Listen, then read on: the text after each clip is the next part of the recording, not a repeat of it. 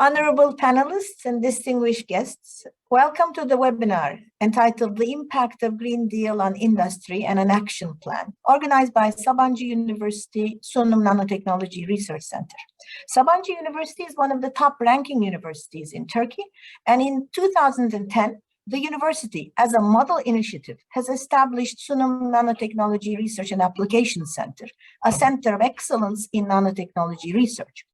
In 2016, subsequent to a very long and competitive screening process by the ministry, Sunum was selected as one of the 4 national research infrastructures to be funded by the state under Law number 6550, with a mission to create socio-economic added value through commercialization of research results. So Sunum works very closely with industry in the form of strategic partnerships for collaborative, contracted research and joint initiatives. As we all know, the adoption of the Paris Agreement has put on a lot of responsibilities on industry. Sustainable production technologies with their carbon neutral targets are now in the immediate agendas of industrial companies in all sectors. Thus, today, we are organizing this webinar to create an awareness for the urgency of the topic amongst all stakeholders and seek ways possibly to contribute within our existing capabilities to the development of a national roadmap and its implementation throughout the major sectors, but particularly in the manufacturing industries. We have very distinguished panelists today. Our keynote speaker is the head of the European Union delegation to Turkey, the Honorable Ambassador, Mr. Nicholas Meyer-Landrut.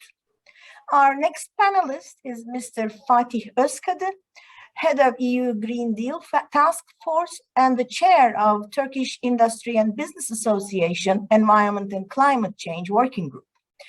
And with the kind permission of the President of the European Patent Office, Mr. Antonio Campinsos, our third panelist is Mr. Jan Meneer, Chief Economist of the European Patent Office. We are grateful to all our panelists for sparing the time and accepting our invitation to take part in our panel. It was announced that the opening speech for this panel was to be delivered by Professor Hasan Mandal, the president of Turkey's Scientific and Technological Research Council. Unfortunately, Professor Mandal was carried away due to an unexpected high-level engagement. Dr. Şiir Kılkış, advisor to the president, will be welcoming you on his behalf. We would like to express our gratitude to Dr. Kılkış for accepting this challenge at such a short notice and invite her to deliver her speech. I again thank you and give the microphone to Dr. Kılkış. Distinguished moderator, distinguished panelists, greetings to everyone on behalf of the President of the Scientific and Technological Research Council of Turkey, TÜBİTAK, Professor Dr. Hasan Mandal. I share my greetings to all distinguished colleagues and participants.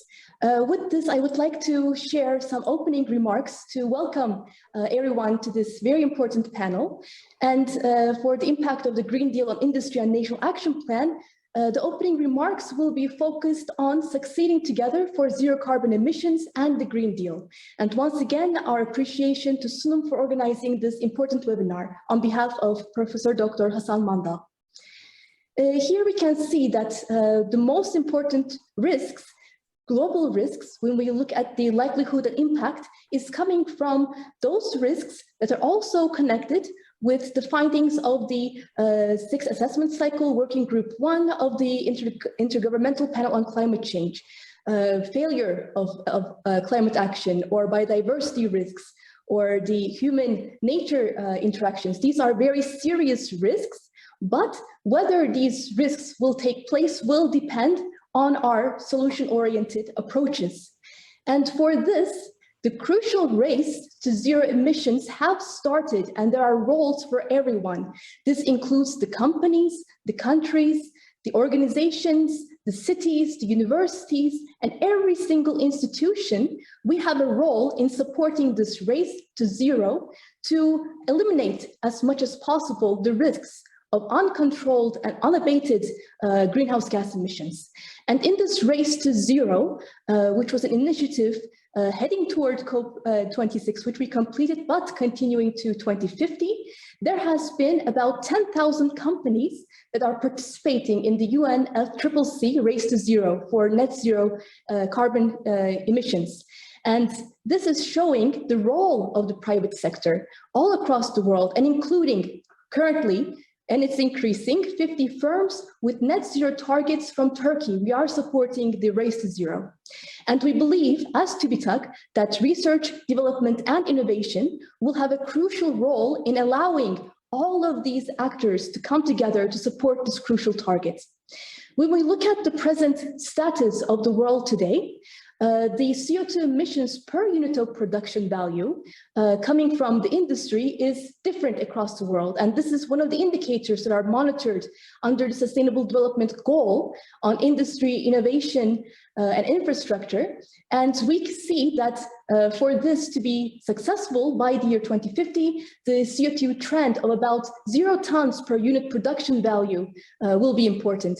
And for the industry, this is important for the competitiveness, important for mobilizing the research, development, and innovation to come to these targets, and also supporting the national net zero targets.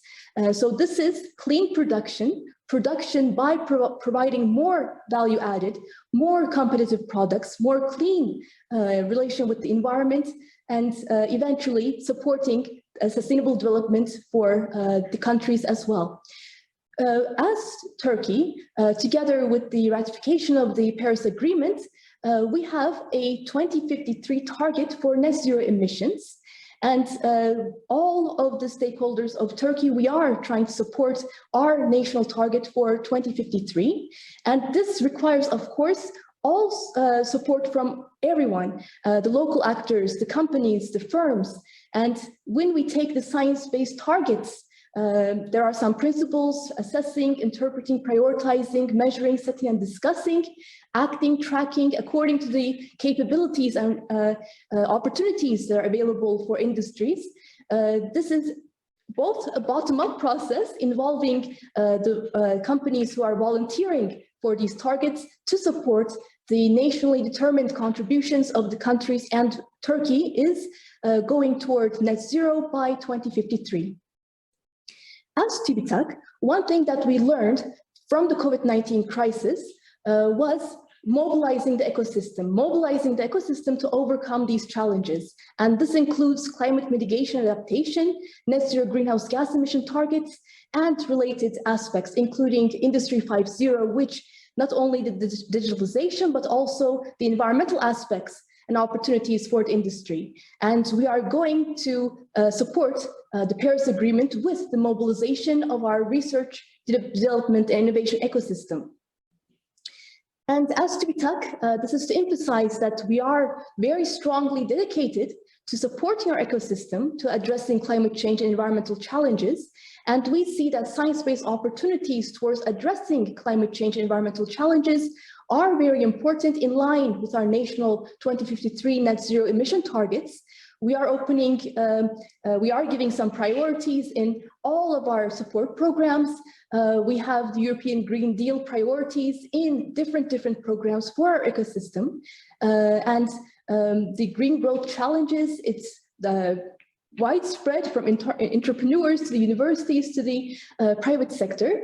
And in our international collaborations, of course, with the European Green Deal, this is very much important. And the Green Deal Action Plan, which I'm sure the panelists will be focusing on today, this is also being supported by a green growth technology roadmap that is being prepared by TÜBİTAK in coordination with the Ministry of Industry and Technology. And our Science and Society is also mobilizing this important challenge. So as TÜBİTAK, we are focusing on the impact-oriented of co-creation models for the ecosystem, and this is including the priorities that we give across our support programs with the European Green Deal, both on the side of knowledge, co-creation-based new knowledge production with the high technology platforms, and also on the human resources. So our industry, for example, in the industrial doctorate program, is supporting the doctoral students on sustainability themes, on environmental themes, on new advanced materials. So this is a real mobilization of our ecosystem. And in this, we are in our national co-creation based models, for example, in the high technology platforms, there are already platforms that are focusing on green growth related aspects, including advanced materials, Sunum, it has a very active role, nanotechnology, solar energy technologies. And these are the examples from our existing high technology platforms. In our new call, this is including both priorities based on high technology areas as the name of our support program, and priorities based on the European Green Deal. So this is one way we are diffusing the priorities of the European Green Deal across our support programs. And another way is in our bottom-up programs, especially for these small and medium-sized enterprises, the SMEs, out of a total point of 100, we are giving priorities for project applications addressing specifically the priorities in the European Green Deal. So this is one alignment of the Turkish ecosystem with the European Green Deal, and we're very much motivated supporting this. And this picture has great importance for us because now we are associated to Horizon Europe. The signature ceremony was held on October 27th in Brussels, and we are participating with same conditions as EU member states in Horizon Europe, and we are ready to undertake this co-creation based collaboration towards supporting climate neutrality targets of the European Green Deal. The net zero emissions of greenhouse gas emissions by 2050 through research, development, innovation, economic growth that is decoupled from resource use, and no person and no place being left behind. And we realize that this is a complete connected package of many, many different strategies, including the European Green Deal, the biodiversity strategy, the new circular economy action plan, the EU energy system integration strategy, and the green industrial policy for Europe, where it's important for us to pursue jointly undertaking the green and digital twin transitions for competitiveness. And we believe our industry is establishing those connections with the university, with the public research institutes, with the excellence centers, with high technology platforms to support the European Green Deal. And with my connection also to the Intergovernmental Panel on Climate Change, I would like to share just 2 slides. Of course, when we're trying to avoid the extreme climate intensified events that are already taking place, but every ton of greenhouse gas emissions will determine what the outcomes will be. So the frequency and intensity, these will change according to what we do, what we take as the ecosystems, as the industry, as the universities, as the institutions. And the European Green Deal, it is a science-based policy following one of the scenarios of the IPCC relating to the very low emissions scenario. So this is the shared socioeconomic pathway represented concentration pathway, SSP 1.9 scenario. And the reason that this scenario is so important is when this scenario is realized, the extreme heat, the heavy precipitation, the drought, the fire weather, the acidification of the ocean seas will be much more limited.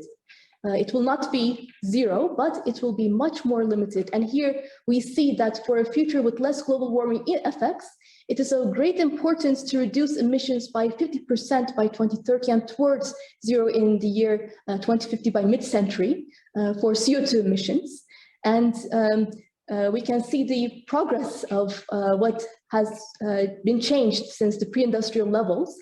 But if we reduce the CO2 emissions by 50% in the next decade and coming towards zero emissions with all the capabilities of the country supporting this target, including Turkey, including the European Union, including the entire European continent, we will be able to realize this very low emission scenario, but only when there is sustained and rapid action to make this possible. And this is one of the major findings of the first contribution of the working groups to the sixth assessment cycle.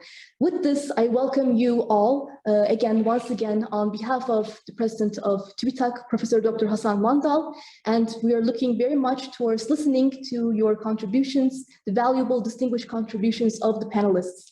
And once again, succeeding together for zero carbon emissions and the Green Deal is very important for all of us, including the industry, the institutions, and TÜBİTAK.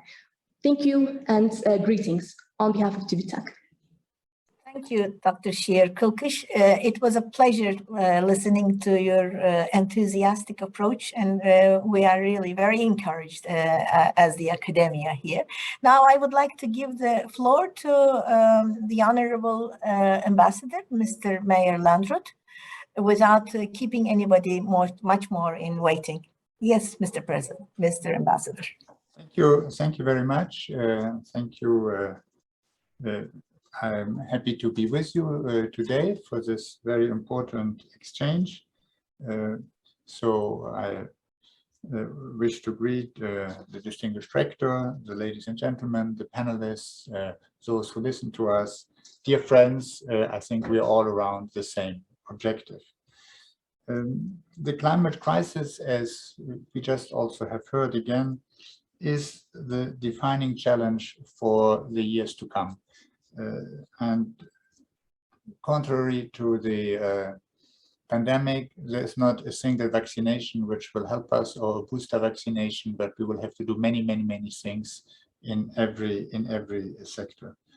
And this climate action is a global and collective responsibility. We all have seen the weather extremes and their consequences. I don't think I need to repeat this.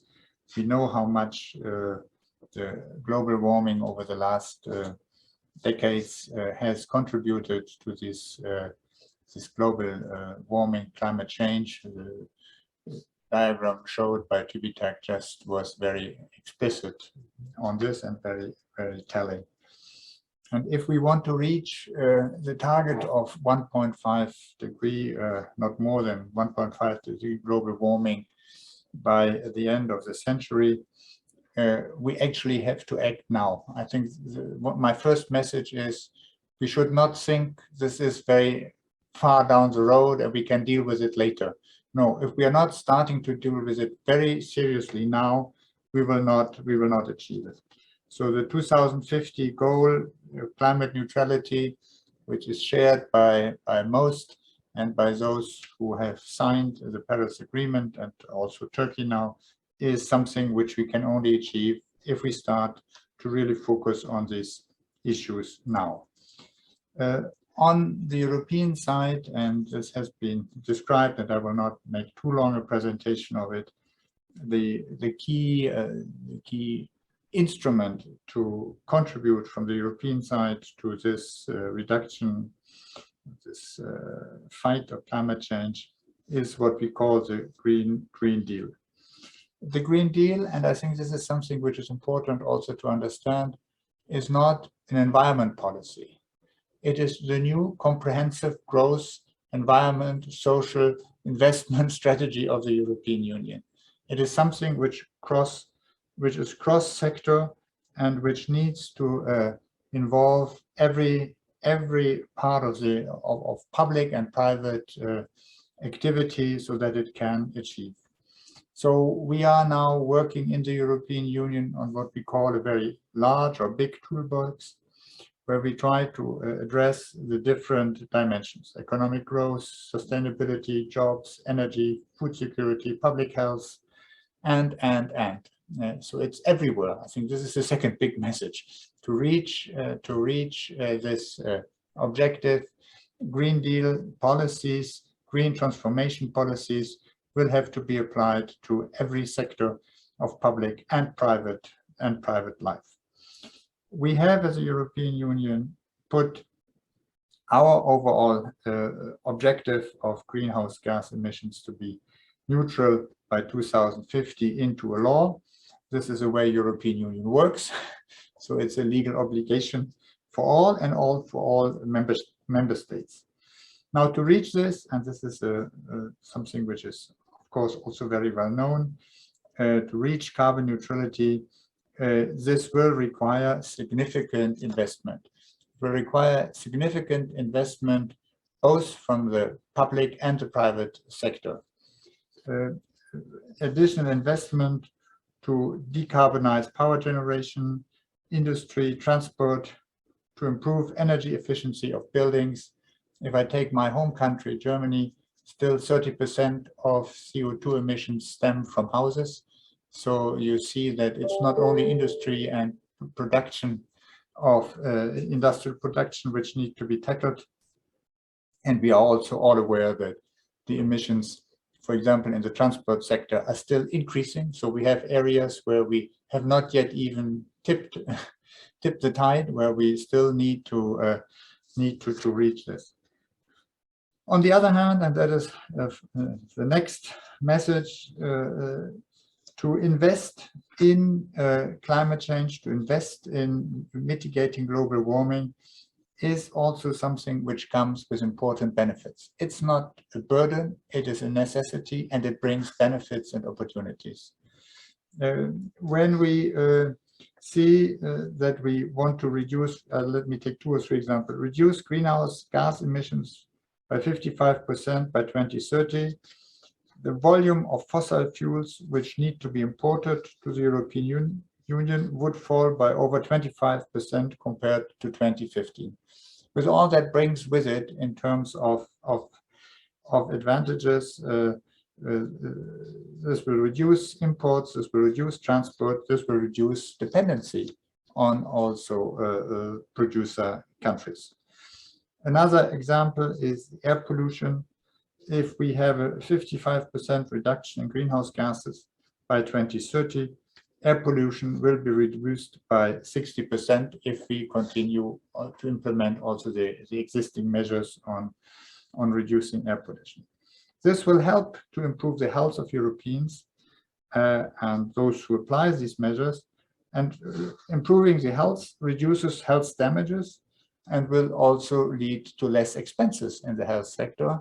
Now, these estimations are always complicated, but we estimate that it will by 2030 reduce our costs by about 110 billion euro compared to 2015. So there are big gains also for the society in these issues. So we need to get to a situation where growth is decoupled from greenhouse gas emissions. We were starting to see this in Europe, but we are by far not far enough in this direction. So what we are trying to do as European Union, what we call Green Deal, what is the green transformation, is not something which Europe can do alone. So that is the next issue. It is an international issue, and it requires international cooperation. And in this sense, we are really very glad to see that Turkey ratified the Paris Agreement this autumn. This will now lead to a situation where we are on the common path. We have the common objectives. For Turkey, it's to be carbon neutral is 2053. For the EU, it's 2050. Well, we can live with this difference of the 3 years if we reach it. And when we look at the COP26, which just took place in Glasgow, well, I will not make a comprehensive analysis of the conference, but I would say we have seen some progress, but we clearly also see that much more needs to be done. COP26 is not the end of the road of the efforts. It is an important step. Many important things have been achieved, but we are not there yet. And it is interesting to note that the national contributions, the national targets by many members to this COP agreement have been enhanced since 2015. But we also see that when we add it up, and the scientific research added up, it does not yet assure us of reaching the 1.5 degree target. So we will need all to do more and enhance our national our national contributions. And in Glasgow, the decision was taken to increase ambition level already until the next conference in 2022. This is a big challenge now for everybody to do this. Now, there are many different instruments and many different tracks and action plans on different sectors which are in place. But let me stress that I'm convinced that in the end, if we want to reach this carbon neutrality, we need to reduce carbon emissions, and to eliminate carbon emissions, we need a carbon pricing system. Without putting a price on carbon, we will not manage to transform industry, economy, but also transport and other sectors quickly enough. In the European Union, carbon pricing through our emission scheme, the trading scheme, is one of the key instruments. And the discussion in Europe now is about extending it also beyond energy production, beyond industry, to areas like transport, like housing, and so on. And I'm glad also to hear that in Turkey a debate on such a pricing mechanism has started. This is a very important thing. But once you have the targets, you then also need to put in place the mechanisms to reach them. Now, in terms of cooperation between EU and Turkey, you all know that there are many projects we finance in the area of climate action through EPA, through different projects in the environment, in institution management, and so on. I don't want to spend too much time on the individual projects, but I want to come back to what also Dr. Kilic said on research. And I think today and with you, this is the right place to say this. Research and innovation will play a key role in transformation. If we want to reach our objectives, it's the solution of tomorrow, the results of your research and development which will allow us to reach the common objectives. It's not it's not a status quo. We need research, we need results, we need development. We need you and your contribution on all the different areas. And here on the current or the previous Horizon 2020 program of the EU has recently made a Green Deal call of 1 billion euro. Turkey was already part of Horizon 2020. So this is an opportunity. This is something where the Turkish research community, where the Turkish industry should see how they can link with their European partners to be part of this.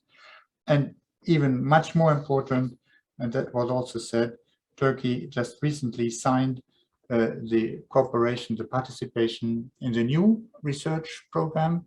This new research program for the years 2021 to 27 has an overall budget of almost 100 billion euro. It's a lot of money.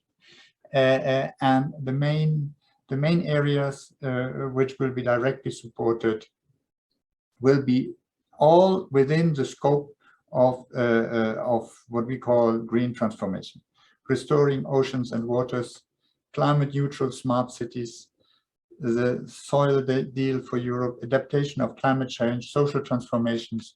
So I can only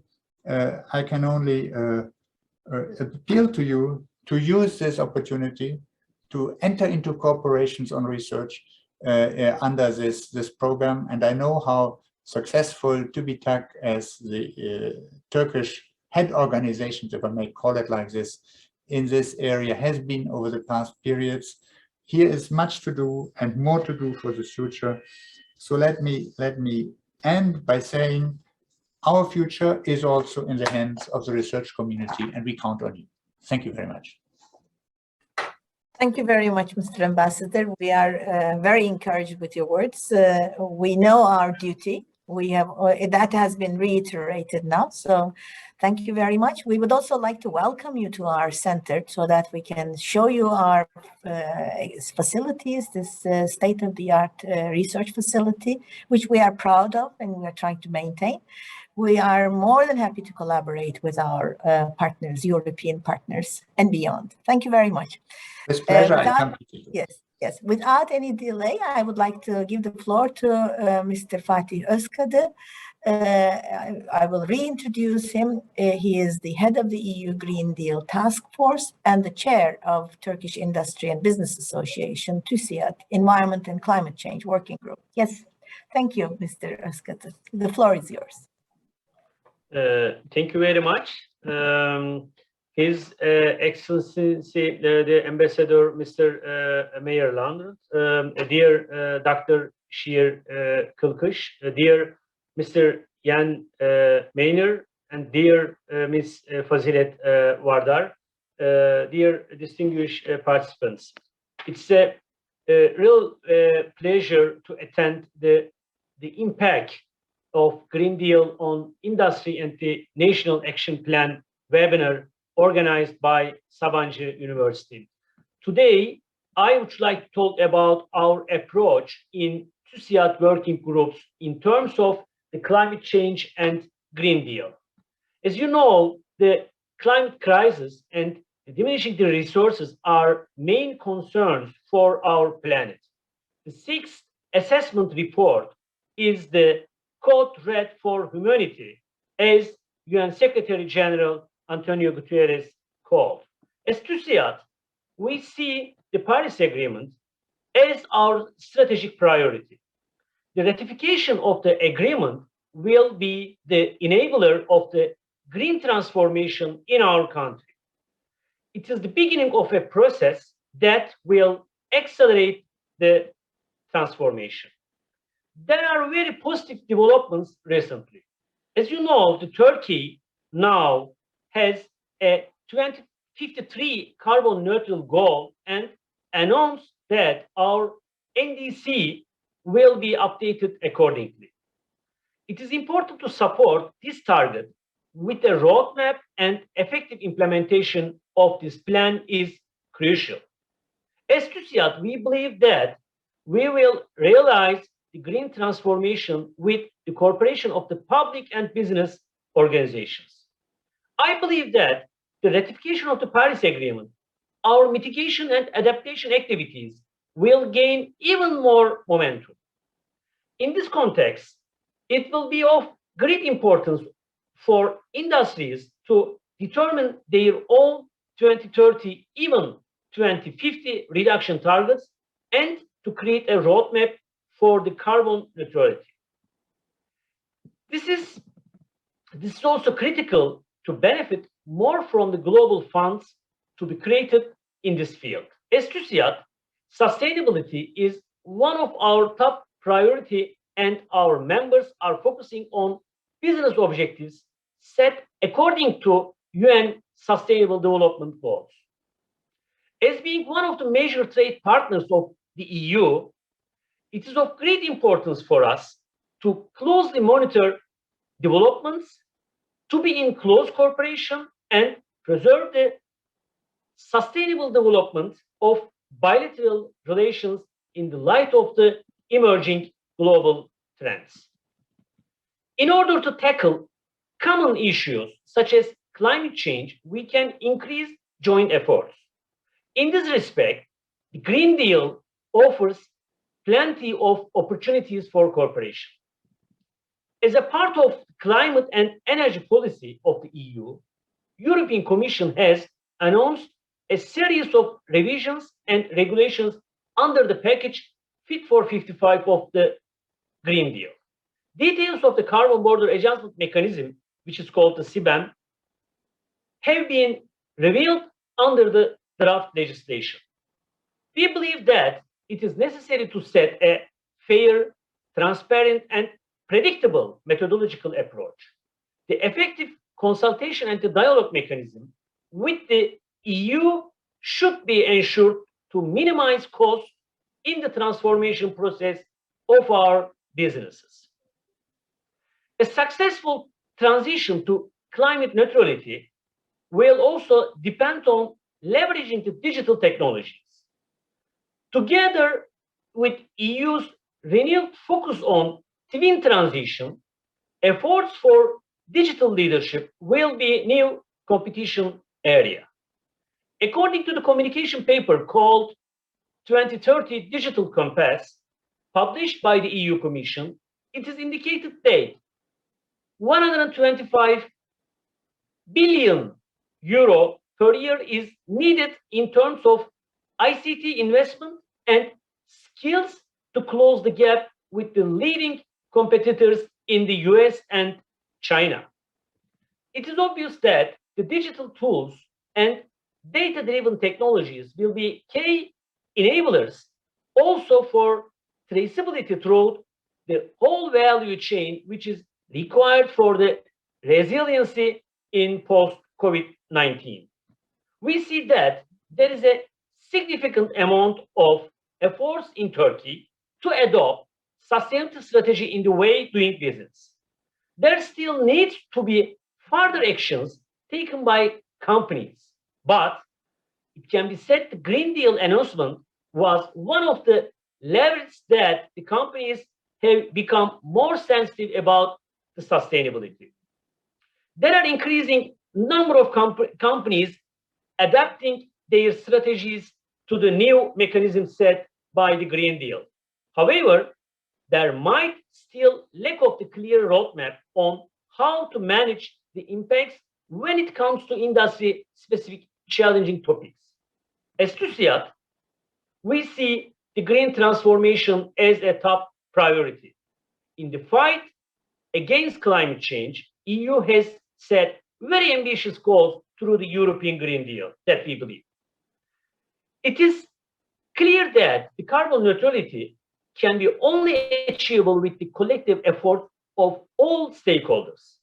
As a leading business organization in Turkey, TÜSİAD perceives Green Deal as a model of economic growth focusing on decarbonized, fair, and inclusive development for all. On the way of the green transformation, various sectors and companies from different scales will need to reshape their structures and use their resources more efficiently. As Turkish business community, we highlight the need of a concrete roadmap for long time to address all developments in line with the EU Green Deal. As TÜSİAD, we follow recent developments very closely through our main platforms, Environment and Climate Change Working Group and the Green Deal Task Force. Through these groups, we are working on the green transition and the related business transformation in close contact with the relevant public institutions. We close in collaboration with the national and the international sectoral organizations, NGOs, and think tanks on identifying and analyzing the economic and environmental impacts of the Green Deal. We follow the EU agenda, prepare the position papers, and convey our views to the relevant European and the Turkish authorities. We organize a high-level webinars with private sector top executive managers to draw attention to the risk and the opportunities of the Green Deal.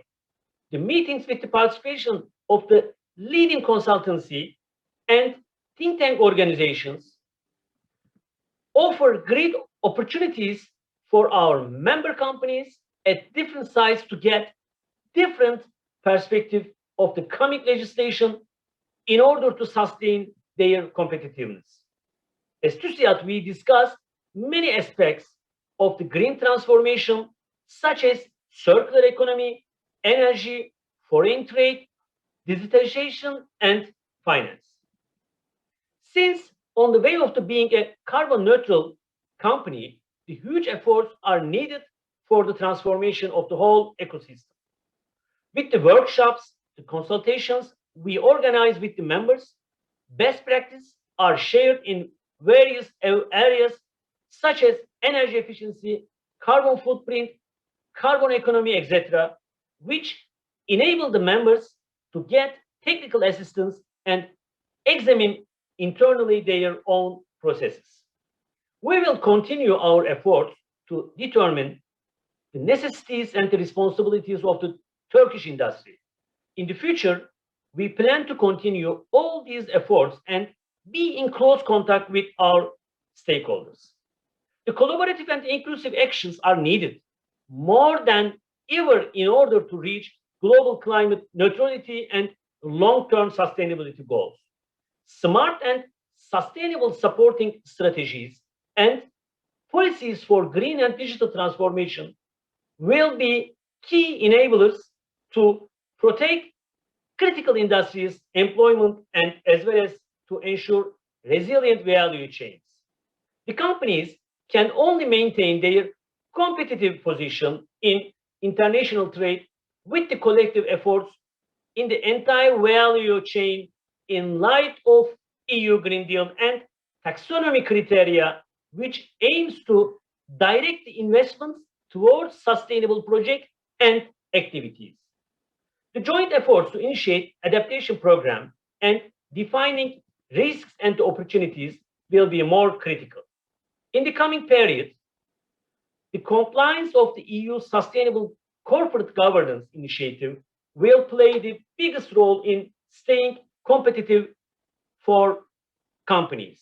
As you know, this initiative aims companies to better manage sustainability-related matters in their own operations and value chains as regards social and human rights, climate change, environment, etc. This will require to better align the interests of companies, their shareholders, managers, stakeholders, and the society. In this transformation process, the digitization will also play a key role for traceability throughout the whole value chain, which is required for the resiliency in post-COVID-19. With the data-driven decisions, the benefit can be maximized with the related stakeholders. The finance is, of course, crucial for this transformation and to turn threats into opportunities.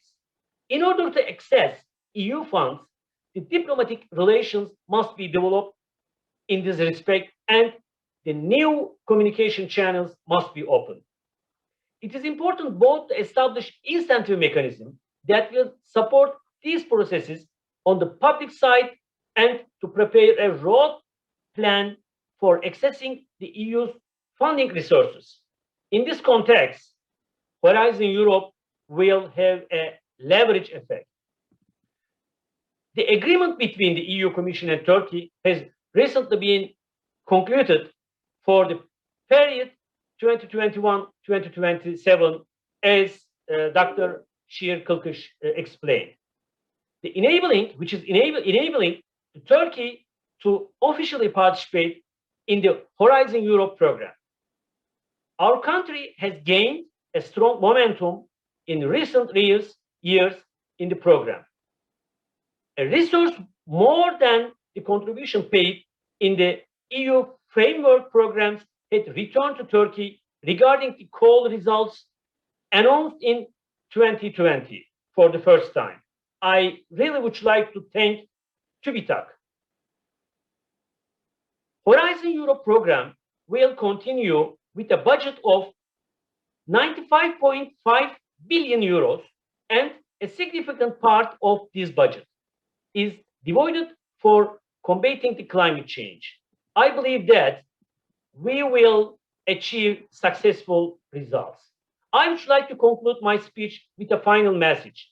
The Custom Union is one of the most important building blocks of Turkey integration with EU.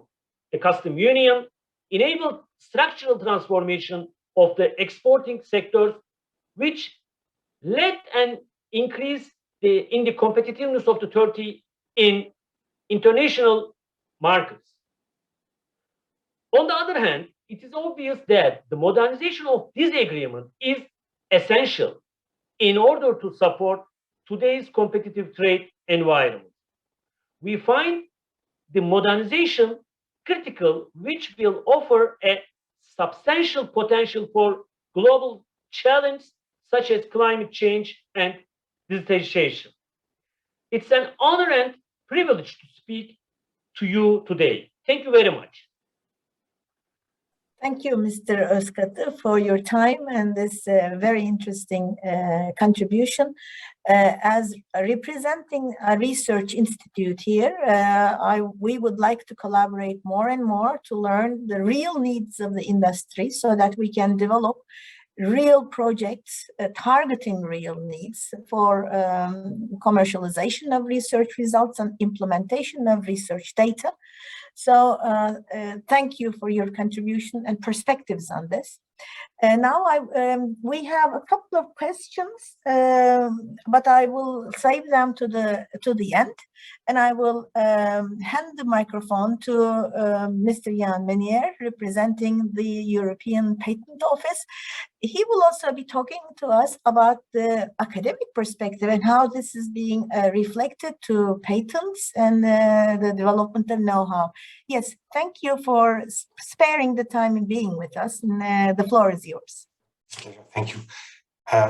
His Excellency Nikos Bielandrou, the distinguished panelists, ladies and gentlemen, good afternoon. It's a great pleasure and honor to be here and today in this important event. And I would like to thank you, Mrs. Vardar, and the organizers for this fantastic opportunity. As the representative of the European Patent Office, I am not in a position to comment on all the facets of the Green Deal and National Action Plan, but I am also aware, like my organization, of the importance of innovation, the commercialization of technology, and therefore the patent system in the success of these endeavors. And this is why the EPO has established partnerships with other organizations, in particular the International Energy Agency, to better understand these needs, the technologies that play a critical role in the energy transition, and to monitor their developments and enable policymakers and investors to make better decisions on this basis.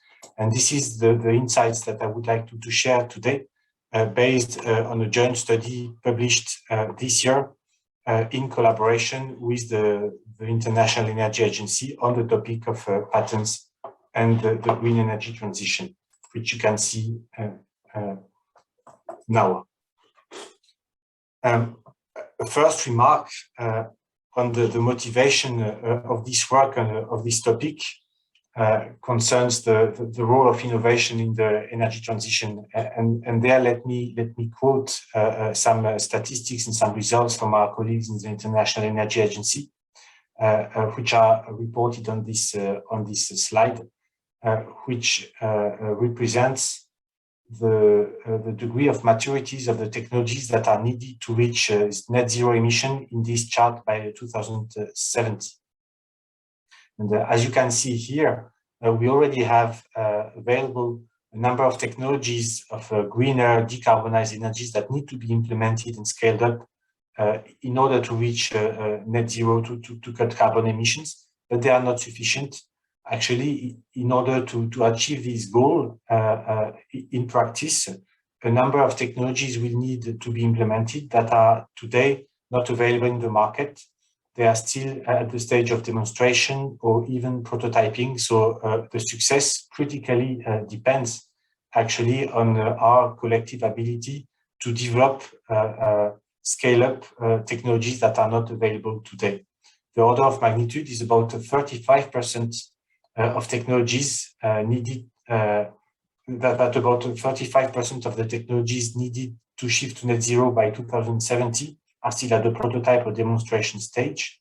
And but if we move the date of net zero to 2050, the proportion is even higher because the step is higher. And in order to achieve that, we need even more technology solutions that can be rapidly implemented. So for 2050, the order of magnitude is 50% of the technologies that are not yet available on the market. So it is highly important to understand what are these technologies, to measure the speed of their development, and to support with appropriate policy and private investment the acceleration of their maturation and deployment. The EPO has, and the patent system has, of course, a role to play in that respect, in order to incentivize, to incentivize investment in these technologies and in their commercialization. It also has a role to play in terms of information, in terms of knowledge. Why? Because any patent application, as you may know, has to be published, and together they provide an impressive wealth of information on ongoing technological change. This is something that has been recognized about 10 years ago by the European Patent Office, and that has led us to create a dedicated scheme for environmental technology, the so-called YO2 scheme, which is based on the expertise of our 4,000 examiners, and which makes it possible to search precisely millions of documents, classified in a very granular way, in all types of technologies related to climate change mitigation and climate change adaptation. You have on the left-hand side of this chart, the highest possible level of classification in this scheme, but of course it's possible to search at a much more granular level. And this information is available for free in our various patent knowledge products, but databases online with ESPASnet, for instance.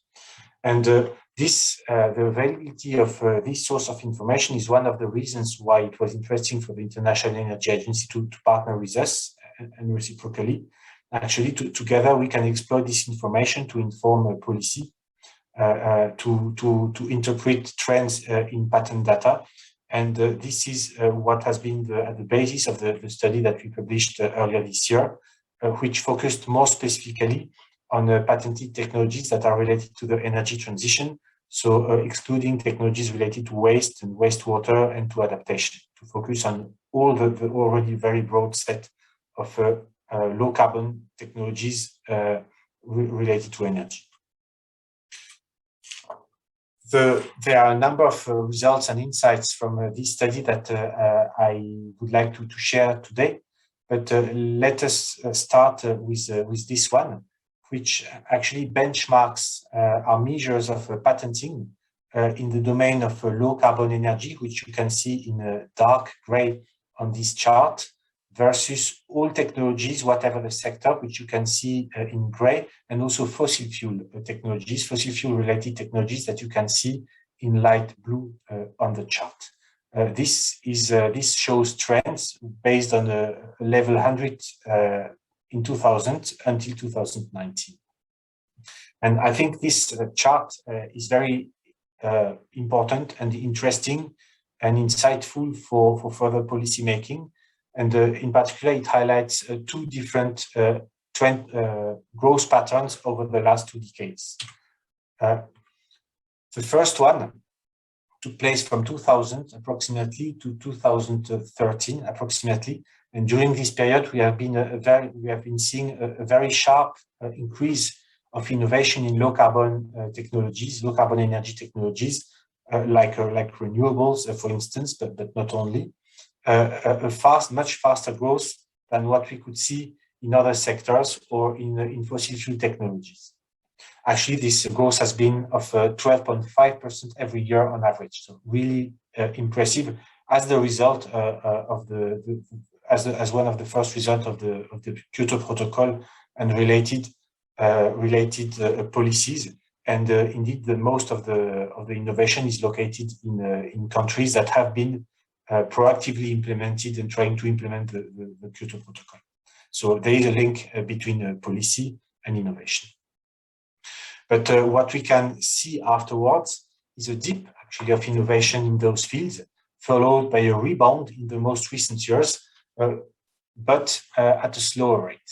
Actually, the rate of growth of innovation in low carbon energy technologies over the last 4 years has been of about 3% per year on average, much slower than what we have been seeing at the beginning of the decade, and this is a signal of alarm. We have not been maintaining the pace of innovation towards the green energy transition in recent years, and this suggests that further policy support is required and strengthen the relevance of policy initiatives like the Green Deal in particular and similar national policies. So this is a note of alarm. There is, however, another interesting remark that can be made on this chart. If you look at the recent years and the light blue bars, you will see that innovation related to fossil fuel technologies has been decreasing during the last years, the last period of 4 years. And if we go back in time, which we did in the study, we see that such a 4 years decrease of patenting in fossil fuel technologies did not happen since World War II. So this is a major break. And this suggests, although it's a bit early to say or to confirm, this suggests a change of paradigm, whereby innovation resources, R&D efforts are shifting from fossil fuel technologies to low carbon energy technologies, albeit at a relatively low pace, or at least at a pace that it's not fast enough probably to achieve the innovation goals that we need to achieve by 2050. Let me now further elaborate on the nature of innovation related to low carbon energy.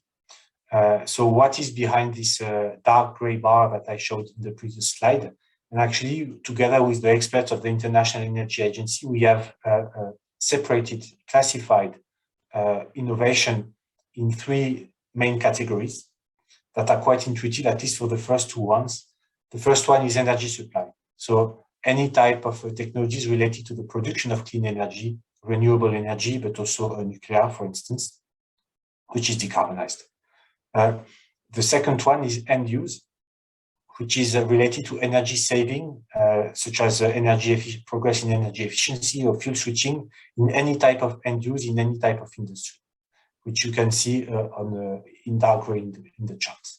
And you can see that these two, the supply side and the demand side, if you will, these 2 categories of energy, of low carbon energy technologies, have been driving the fast growth that we observed in the first part of the decade until 2013, and they are largely dominated by end-use technologies. 60% of all the patents are related to end-use technologies. This is also an important message. The challenge of innovation is, yes, indeed, certainly in energy supply, but mainly in energy efficiency in all sectors. I think this was mentioned by Mr. Meyer-Landrut, for instance, in the case of housing. There is a need for innovation in the efficiency of heating in housing, and likewise in all industries. And this is what we see happening in the patent data. So we have seen a lot of innovation in those fields until 2013. This has been driving the fast growth of innovation in low carbon energy, but it has plateaued in the recent decade. And actually what we see now picking up and being the frontier of innovation is a new category of technologies, which are more transformative, more systemic, and which we call enabling technologies. And it's important to have that in mind also to measure the magnitude of the challenge of the Green Deal and energy transformation.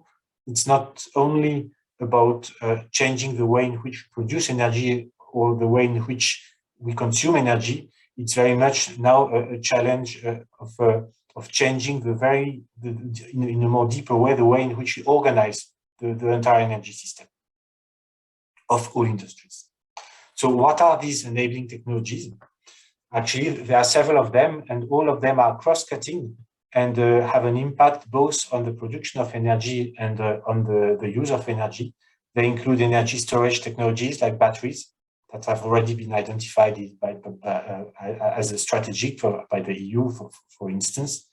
Smart grids, so the digitalization of energy distribution and consumptions, carbon capture and storage, or hydrogen, to cite the 4 main ones. And as you can see in this chart, although maybe it's a bit small, there are very much patents in these fields are very much overlapping with the patents in other sectors. For instance, as you know, batteries patents have a strong impact, are strongly connected to electric vehicles, but also to consumer products, to solar photovoltaics, or to buildings. In the case of smart grid, we find smart grid innovation in buildings, in electric vehicles, in solar, but also in various production process, or in energy efficiency of the digital technologies, such as data hubs, for instance. Carbon capture and storage is likewise pervasive in all sectors where there is a combustion of fossil fuels, and hydrogen is well known and hype now as a way to decarbonize sectors that are very hard to decarbonize, such as long-haul transportation, but also chemicals, buildings, or steel manufacturing, for instance. So these are critical instrumental technologies in order to unlock the transition in all sectors where the low-hanging fruit have been already exploited. Let me illustrate this with one example, the example of road transportation, so the car industry. We could see in the patent data that actually in terms of research, in terms of innovation, the transition already took place in 2011. You can see in light blue here, the number of patents filed related to combustion engines, to more efficient combustion engine, and in dark blue, the number of patents related to electric vehicles. And you see that the efforts of the industry overall has shifted as soon as 2010, 2011 from cleaner fossil fuel engines to electric propulsion, which has been seen a few years later. Actually, we are seeing now in the products, in the commercialization of electric cars, which is gaining increasing momentum. So in that respect, the car industry is leading the pack. It has been setting the example very much as a result of tight regulations, for instance, in the EU. And the progress that has been made in this sector, for instance, with respect to batteries, with electricity storage, will spill over in other sectors. And if the transition to net zero is expected to succeed, we should expect more sectors to shift in the same way, first in terms of research, and second in terms of products and technology deployment in the market. So I mentioned the car industry because it has been by far so until now the leading industry in terms of contribution to innovation in the field of clean energy. You can see in the top 15 patent applicants on this chart that most of them, those that are highlighted in red, are from the car industry or from their suppliers of batteries, for instance. So they are also leading the effort in terms of quantities of patents and innovation efforts. But we should expect other industries to follow. Another second example of the important role, so by mentioning the car industry, I was implicitly referring to batteries and to smart grids and to hydrogen in terms of enabling technologies. To cite just another example, solar photovoltaic energy. So the technology is mature. The costs have been cut by 90% over the past decade, but innovation is not over there. And now innovation is about transversal technologies, enabling technologies. And this is what we see in the patent. The efforts of patenting are shifted to organic PV cells that can be used for the Internet of Things. Actually, smart objects can become autonomous thanks to this kind of organic PV cells. So this is the next wave coming. And likewise, we see increasing focus of innovation on smart mounting and trackings. So making the PV panel smart enough to follow the cell, in short. So this is another example of smart grids as an enabling technology. As a few last remarks to conclude my presentation, I would like, especially in the context of this event, to underline the highly important role of fundamental research. So I have been talking about the industry, but fundamental research is highly important, especially in some of the technologies that are critical to the energy transition. And this is illustrated in this chart, where you can see the share of patents that are contributed by universities or research organizations. And you see that in the middle, you have the enabling technologies like hydrogen, carbon capture, or other grid storage. You see that you have still a high share of university research here. These are the technologies that need to be further developed and pushed to the market, and universities have a very important role to play in that respect. Likewise, there is progress to be done in chemical and oil refining. And there again, universities play an important role, as well as in bioenergy, fuel from waste, or nuclear energy, for instance. And my very last remarks concern the geography of innovation, which is also documented in our study. On this chart, you can see the main sectors of excellence of several world regions when it comes to low carbon energy. And a close look at this chart shows that, in fact, these world regions are very different areas of excellence. For instance, in the US, you have an excellence specialization in aviation, bioenergy, carbon capture, nuclear, so very much related to fuel to combustion related technologies. In Europe, there is a strength in wind, railways, solar, or ocean, so renewables and railways. Or while in Japan or Korea, it is very closely related to batteries or hydrogen. What does it mean? It means that there is a strong complementarity between the international R&D efforts done across the world. Not all regions are at the frontier of all technology fields, and there is room and high benefits in cooperation, in collaboration, in innovation, in research and development, and technology diffusion. So that is I think also a valuable point to underline today. The collaboration matters in order to accelerate the development and deployment of these low carbon energies. Thank you for your attention. Thank you, Mr. Mener. We are very pleased to listen to your perspective, particularly with respect to the patents. You talked about that 60% of the patents are on energy supply and efficiency. We've actually positioned energy supply and efficiency at the center of this whole movement. And Mr. Ambassador has underlined a collaborative effort. I would like to address a question. In your opinion, which technologies will lead to this transformation, Because I think we are all looking at it from a holistic and integrated point of view. Of course, energy, mobility are important, but do you think, first I'm addressing this question to Mr. Ambassador, do you think that alternative food and feedstocks, research on that, or on digital and smart technologies, will they have as big importance in this transformation as energy supply and efficiency? Well, thank you very much for your question. I think the beauty of research and innovation is that it can be disruptive, that you can find solutions where no bureaucrat or no politician has ever thought that the solution could lie. So I think the support for research and innovation must be open to the results. And we have seen through what the European Patent Office colleague has shown to us, the wide range of areas in which research is required and where progress through research is possible.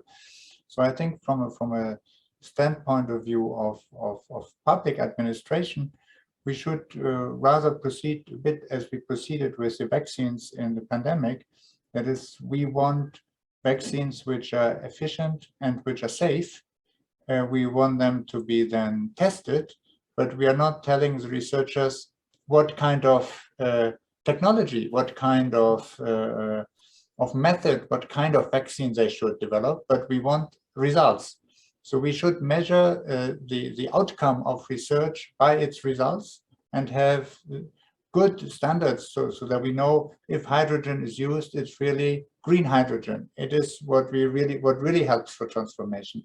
If we do storage, it is energy storage, which helps us to compensate for the fluctuations in renewable energies at the different places. It's not only storage of energy for cars, but it's also for houses. It can be at other occasions. So honestly, I think if the bureaucratic administration or the politics say this is the solution for the future, we are actually cutting off imagination. We are cutting off research. We are cutting off the possibility to find disruptive innovations and developments which we were not able to think of. So really, we need to think about it as from the state side, from the side of the results, not from the input. You have to produce the input, and then it will work.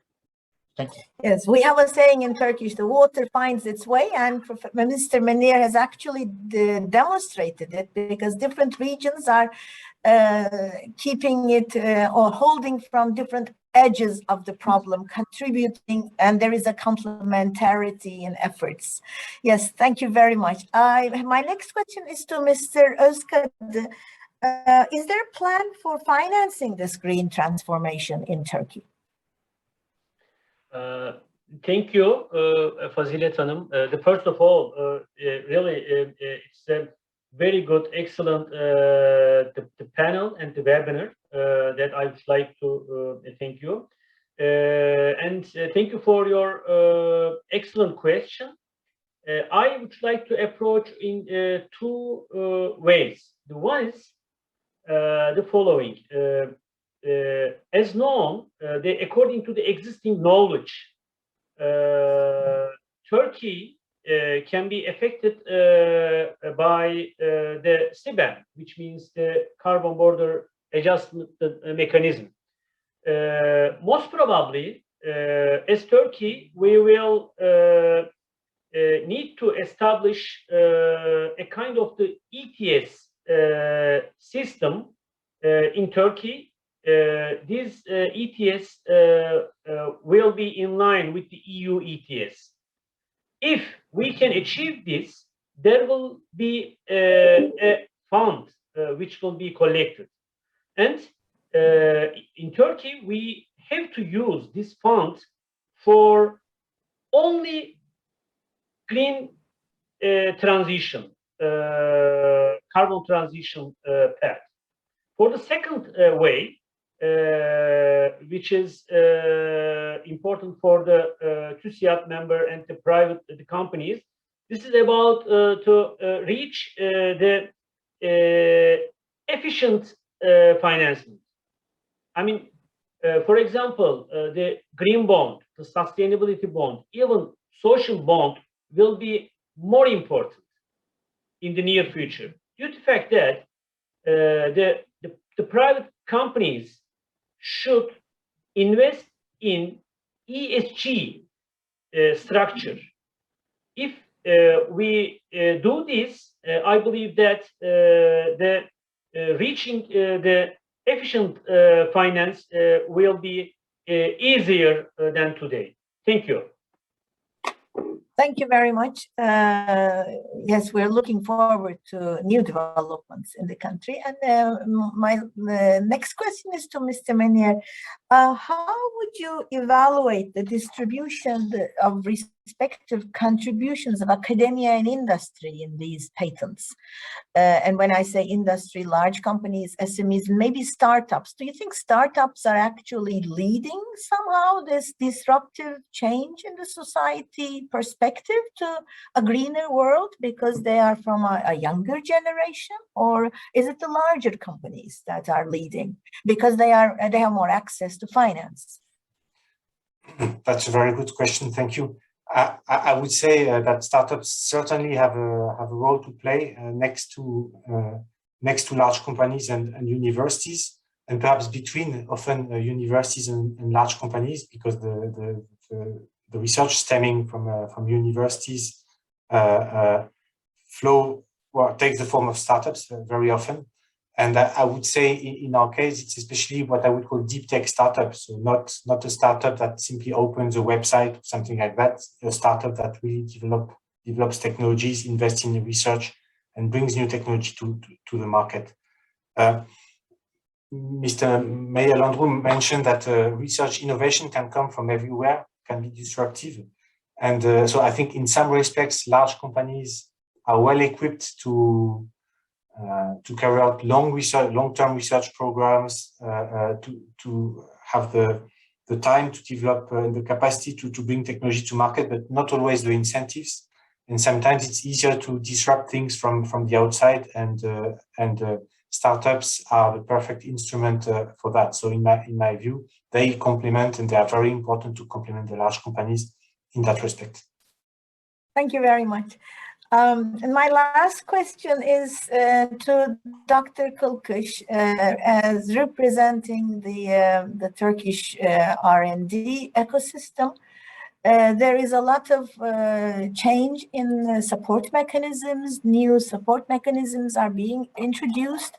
What do you think would be the impact of pre-competitive research platforms within this context? Because as we know that there is a collaboration of different stakeholders, and TÜBİTAK has introduced some programs in that respect. Could you maybe explain a little bit about that? Thank you for the excellent question. It's very important.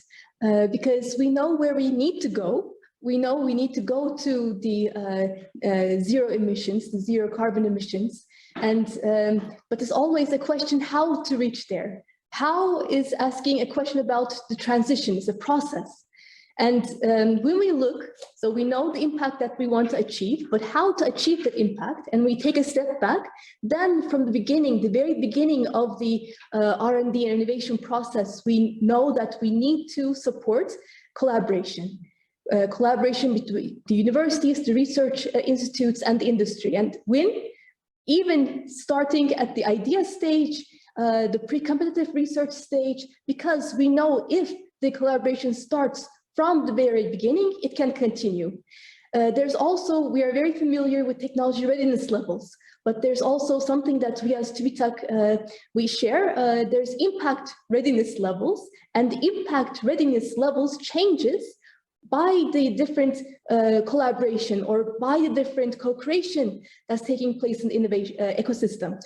So for example, when there's collaboration in the pre-competitive stage, we can say this process, it can have a higher impact potential because, for example, in the support programs opened by TÜBİTAK to increase collaboration in the pre-competitive research, I gave the example of the high technology platforms. It's one of the most important flagship programs of TÜBİTAK, given great importance by the president of TÜBİTAK. And in this, we are trying to support the pre-competitive collaboration of our research universities, our candidate research universities, our research institutes supported under the 6550 law for the research infrastructure. And when there is collaboration with the technology transfer offices, collaboration with the industry, big firms, SMEs, then we know it's on a good path. Because that collaboration in the pre-competitive stage, it can accelerate the entire process. As we saw in the presentation of the European Patent Office, especially in their collaboration with the International Energy Agency, there's a lot of technologies that are still needed to be maturing, and how to accelerate this. So I think they also have an accelerated energy innovation scenario. How to accelerate this is trying to get the some time gain, trying to gain some years. And when we accelerate the pre-competitive stage, then it can accelerate the entire process, because as TÜBİTAK designed, we have high technology platforms, and then we have the SIAM mechanism, which is the industry innovation network mechanism. These two, so the university with the center, with the university and research infrastructure in the center, they can start the ideas, they can start the innovative research and advanced research and technologies, but then it needs to continue so the industry can scale it up. The industry can bring the innovative technological prototypes into some kind of a greater near the commercialization stage. So if these connections are made early in the process, so the question was how to reach our targets. That entire process of the acceleration will continue. And not only in the research support mechanisms, but also how the human resources are being raised. So another initiative of Professor Mandal, we started the industry doctorate program. And in this, the industry is raising the human resources together with the universities in their priority areas. So this could be, and it already is, sustainability, environmental technologies, advanced materials. And through this way, again, from the start of the process onwards, these collaborations can continue when the technology needs to scale up, or continue in new pilot phase demonstrations. And This way we can accelerate the impact. We also, another program, it's called the patent license. A lot of the patent ideas, it can be brilliant, but if they're not transferred to the industry that can manufacture and upscale and diffuse these innovations, then we're still far from the impact. So in the TÜBİTAK patent license program, we are bringing the technology holders with the technology seekers and the manufacturers or the industry, and then we can make the connections faster. So we have more than 30 type of projects, patent license projects, and in this way, we're allowing the patents to be applied and implemented. So these are some of our programs, but if we don't have the collaboration, the pre-competitive research stage, it's very important because we need collaboration throughout the process. Yes, thank you very much.